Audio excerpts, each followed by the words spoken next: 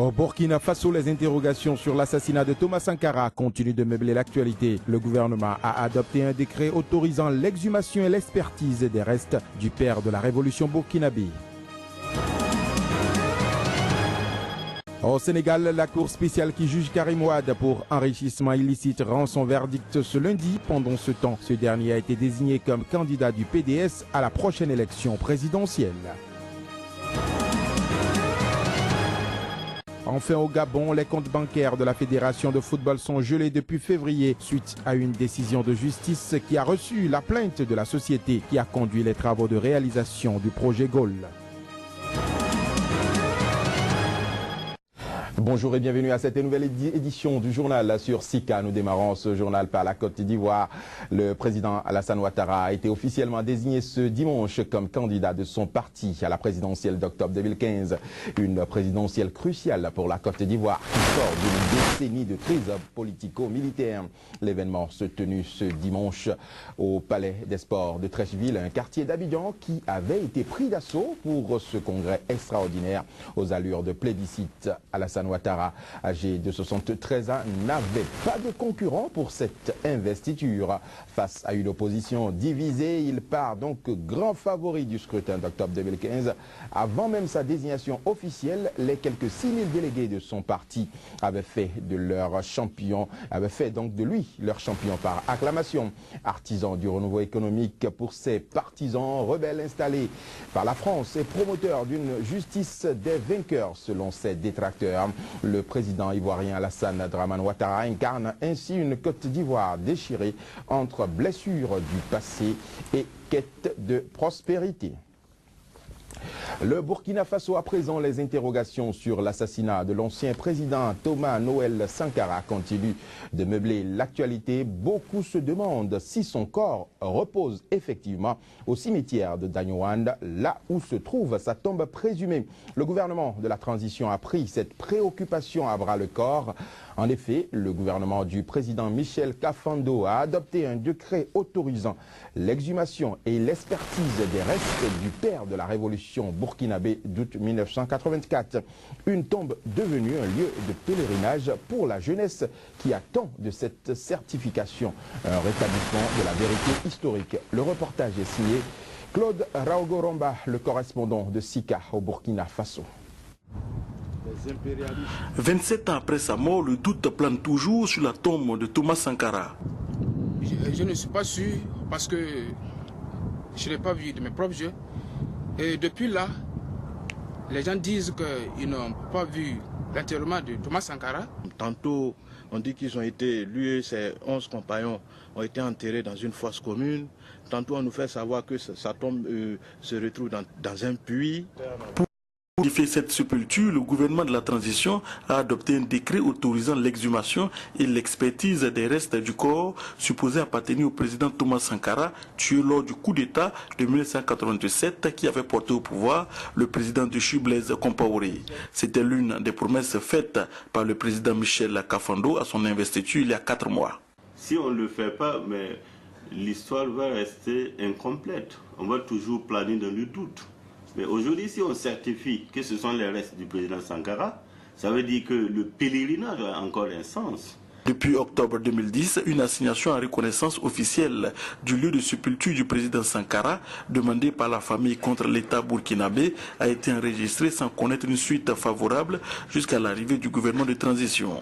Pour Maître Benewende Sankara, l'un des avocats de la famille Sankara, bien au-delà de l'expertise de la tombe, la famille réclame vérité et justice.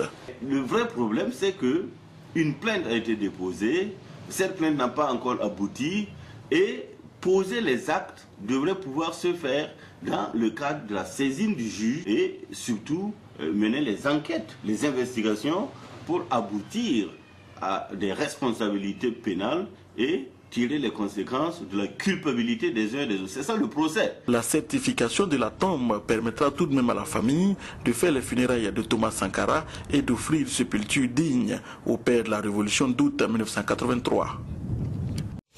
Au Sénégal à présent, Karim Wade, fils et ancien ministre de l'ex-président Abdoulaye Wade, connaîtra son sort ce lundi.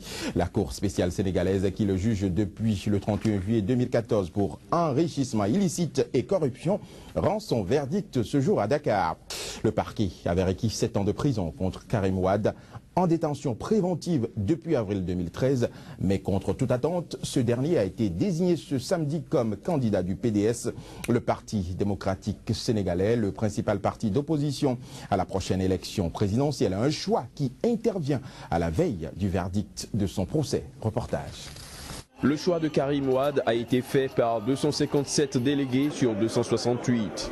Il a été désigné candidat du Parti démocratique sénégalais PDS pour la prochaine présidentielle au Sénégal, dont la date n'est pas encore connue.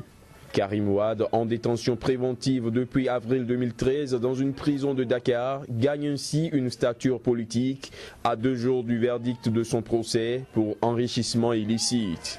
Si le nouveau candidat du PDS était absent au Congrès, son père, l'ex-président Abdoulaye Wade et secrétaire général du parti, étaient présents. Ce choix s'est fait selon un processus dont je tiens à souligner la transparence, puisqu'il s'est déroulé de manière publique en présence des militants et des délégués bien sûr, mais même en présence de la presse. Certains observateurs estiment que cette désignation de Karim Wade est de nature à permettre à son camp d'asseoir des critiques contre son procès en cours. Un procès qui, selon eux, serait de nature politique et destiné à l'écarter de la course présidentielle. Rappelons que le verdict du procès Karim Wade est attendu pour ce lundi. La Namibie, à présent, le tout nouveau président namibien Hage Geingob a prêté serment ce samedi. C'était dans le stade de la capitale Windhoek. Cette cérémonie de prestation de serment intervient 3 mois après sa victoire écrasante à l'élection présidentielle qui s'était tenue en novembre dernier. Reportage. Le nouveau président de la Namibie, Hage Geingob, a officiellement pris fonction ce samedi. Il succède ainsi à son prédécesseur Pohamba. Plusieurs chefs d'État africains ont assisté à la cérémonie dont le président tanzanien Jakaya Kikwete, celui du Botswana Ian Khama et celui du Zimbabwe Robert Mugabe, président en exercice de l'Union africaine. Cette cérémonie de prestation de serment qui devrait se tenir quelques jours plus tôt a été retardée pour coïncider avec l'anniversaire de l'indépendance du pays. Longue vie à notre pays, longue vie à l'Afrique et longue vie à notre mère patrie, la Namibie. Merci à chacun et à tous.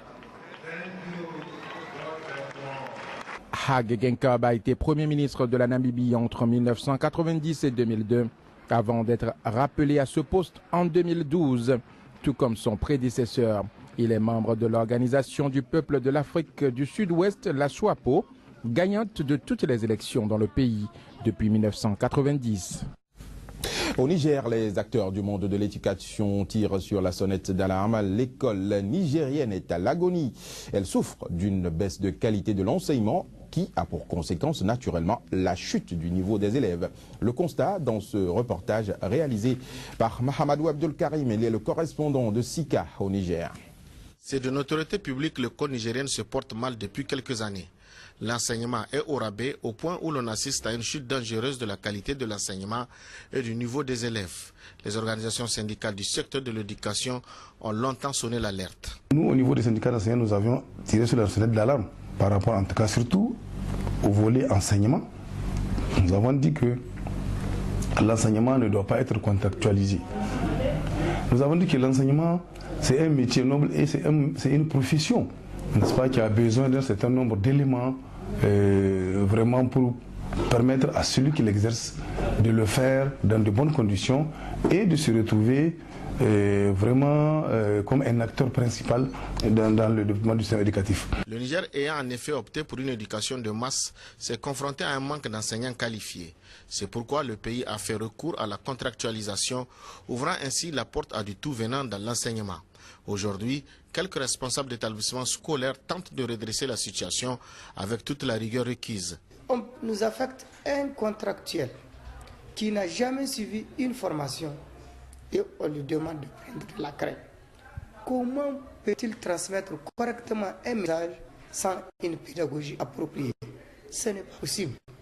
Mais nous essayons de les former sur le terrain à travers les regroupements en unités pédagogiques. Les anciens enseignants forment les nouveaux. Le problème de l'école nigérienne ne date pas d'aujourd'hui et la situation actuelle est la conjugaison de plusieurs facteurs. Les autorités en charge de l'éducation en sont conscientes et des solutions sont envisagées. Va de soi que les enseignants, que le résultat que nous produisons ces dernières années, qu'ils soient des résultats médiocres. Nous sommes, heureusement, qu'il y a des réformes en chantier que nous pensons elles peuvent concourir. Et là aussi, il faut que le gouvernement vraiment investisse sérieusement dans le système éducatif. Et là aussi, il faut que l'ensemble des acteurs, nous y participons sérieusement pour relever le défi, pour relever en tout cas le problème de la qualité. Aujourd'hui, en termes d'accès, nous n'avons pas de problème au Niger. En termes d'infrastructure, aussi, Dieu merci, quelque chose est en train d'être fait. Notre défi, c'est au niveau de la qualité. Les grèves intempestives des enseignants et scolaires ont fini aussi par détériorer le tissu éducatif. Et nul doute que le Niger ne sera pas au rendez-vous du millénaire pour le développement sur le volet qualité de l'éducation et éducation pour tous. Un rendez-vous pour cette année 2015 que les chefs d'État africains avaient pris à Dakar en l'an 2000. Un tour au Gabon pour boucler cette édition. Les comptes bancaires de la Fédération gabonaise de football, la FEGAFOOT, sont gelés depuis février dernier suite à une décision du tribunal de Libreville. Une décision consécutive à une plainte de la société GTBE qui a conduit les travaux de réalisation du projet GOL de Bikele. Selon des sources concordantes, la FEGAFOOT a été traînée devant la justice pour avoir refusé de s'acquitter du paiement de la facture des travaux de finalisation du projet.